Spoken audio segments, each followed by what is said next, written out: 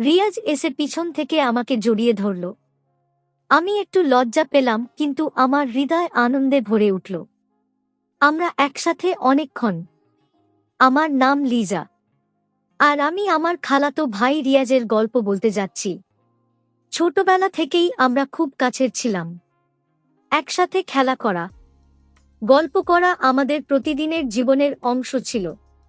আমার ভাই হলেও রিয়াজের সাথে আমার সম্পর্ক বন্ধুত্বের চেয়েও বেশি কিছু হয়ে ওঠে। একসময় আমরা প্রায় খালার বাড়িতে দেখা করতাম। সেখানে উঠানে আমরা খেলতাম, কথা বলতাম আর ভবিষ্যতের স্বপ্ন দেখতাম। ছোটবেলা থেকেই রিয়াজ একটু শান্ত, গভীর চিন্তার মানুষ ছিল, আর আমি ছিলাম একটু চঞ্চল, প্রাণবন্ত। একদিন দুপুর বেলায় সবাই ঘুমিয়ে পড়েছিল। আমি আর রিয়াজ একসাথে ছাদে উঠলাম।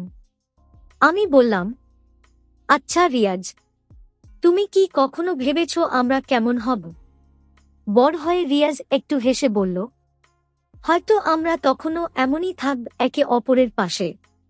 আমার চোখে তখন স্বপ্ন দেখছিলাম বছর বছর গড়াতে থাকি, আর আমাদের বন্ধুত্ব গভীর হতে থাকে। কিন্তু আস্তে আস্তে আমার মনে এক নতুন অনুভূতির জন্ম নিতে থাকে। রিয়াজও বুঝতে পারে যে তার হৃদয় আমার জন্য এক বিশেষ স্থান আছে। এক সন্ধ্যায় যখন সূর্য ডুবছিল, আমরা গাছের ছায়ায় হাঁটছিলাম। আমি হঠাৎ থেমে গিয়ে বললাম, রিয়াজ, আমি কি তোমাকে কিছু বলবো? রিয়াজ তাকিয়ে থাকুক আমার চোখের দিকে। আমি একটু লজ্জা পেয়ে বললাম, আমি জানি না এটা কি, কিন্তু আমি মনে করি আমি তোমাকে ভালোবাসি। রিয়াজের মুখে এক চিলতে হাসি ফুটে উঠল। সে বলল, লিজা, আমি অনেকদিন ধরেই তোমাকে এটা বলতে চেয়েছি। আমি তোমাকে ভালোবাসি।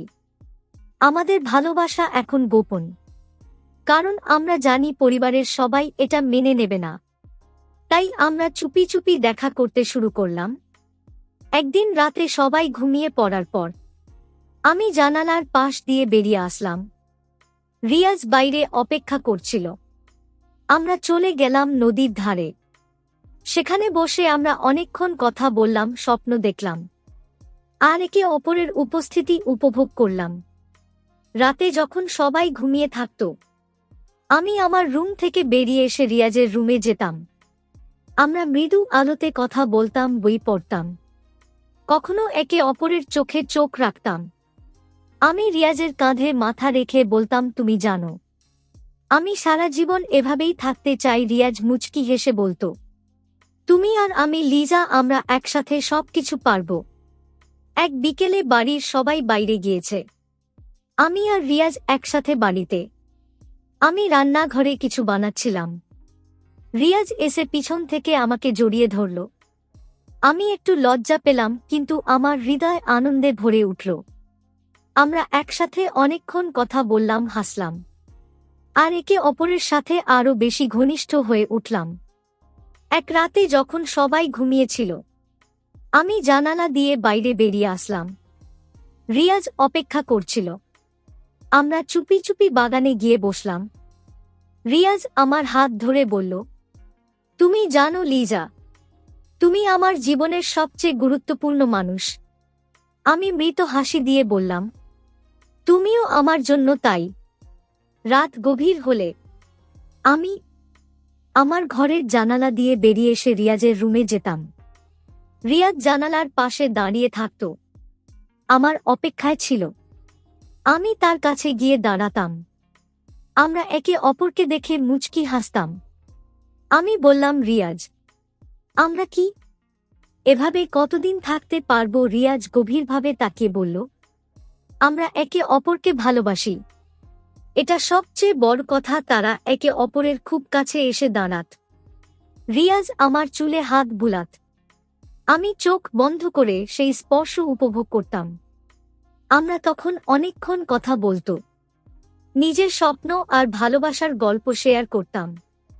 রাতে যখন বাড়ির সবাই ঘুমিয়ে থাকত, আমি আর রিয়াজ একসাথে বসে থাকতাম। রিয়াজ আমার হাত ধরে বলতো, তুমি জানো লিজা, আমি তোমাকে ছাড়া থাকতে পারবো না। আমি চোখে পানি নিয়ে বলতাম, আমিও না রিয়াজ। তারা একে অপরের খুব কাছে এসে দাঁড়াত। রিয়াজ আমার চুলে হাত বুলাত। আমি চোখ বন্ধ করে সেই স্পর্শ উপভোগ করতাম। তখন অনেকক্ষণ কথা হতো, ভালোবাসা প্রকাশ করা হতো, নিজের স্বপ্ন আর ভালোবাসার গল্প শেয়ার করতাম। একদিন আমরা ছাদে বসেছিলাম। রাতের আকাশে তারা ঝিকিমিকি করছিল। আমি বললাম, রিয়াজ, আমরা কি একসাথে এই তারার নিচে সারা জীবন কাটাতে পারব? রিয়াজ আমার কাঁধে হাত রেখে বলল, হ্যাঁ, আমরা পারব। আমরা সবকিছু পারব। আমাদের ভালোবাসা প্রকাশ করতে গিয়ে তারা অনেক ঝুঁকি নিয়েছিল। আমার বাড়ির পিছনে বাগানে এক জায়গা খুঁজে পেয়েছিল যেখানে আমরা একে অপরের সাথে সময় কাটাতাম। একদিন আমি সেখানে গিয়ে বসেছিলাম।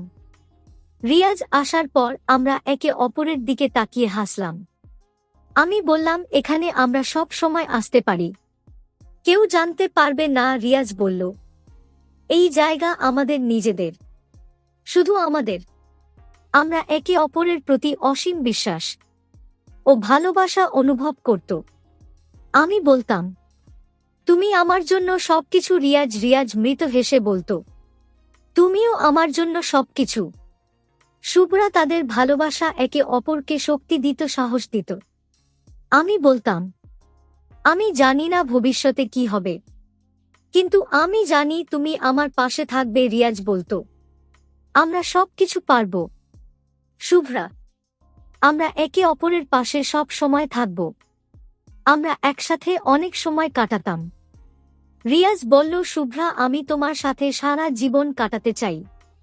শুভ্রা মৃদু হেসে বলল, আমিও। রিয়াজ, আমরা সব সময় একসাথে থাকব। আমরা একে অপরকে নিয়ে অনেক স্বপ্ন দেখতাম।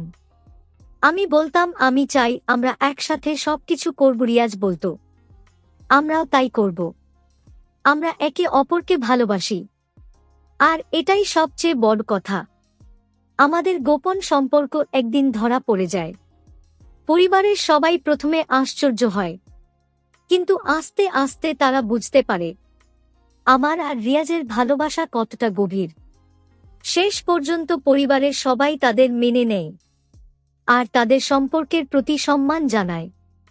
আমি আর রিয়াজের প্রেম কাহিনী প্রমাণ করে সত্যিকারের ভালোবাসার সব বাধা অতিক্রম করতে পারে। তারা একে অপরের সাথে আজও সুখে আছে, আর তাদের গল্প সকলের মনে এক গোপন প্রেমের স্মৃতি হয়ে থাকে। গল্পটা কেমন লাগলো জানাতে ভুলবে না। তোমাদের সাথেও কি এমন কোন ঘটনা ঘটেছে? যদি ঘটে থাকে তাহলে কমেন্টে জানাতে ভুলবে না। আরও মজার মজার রোমান্টিক গল্প শুনতে চাইলে ভিডিওটি লাইক, শেয়ার এবং চ্যানেলটি সাবস্ক্রাইব করতে ভুলবে না। ধন্যবাদ।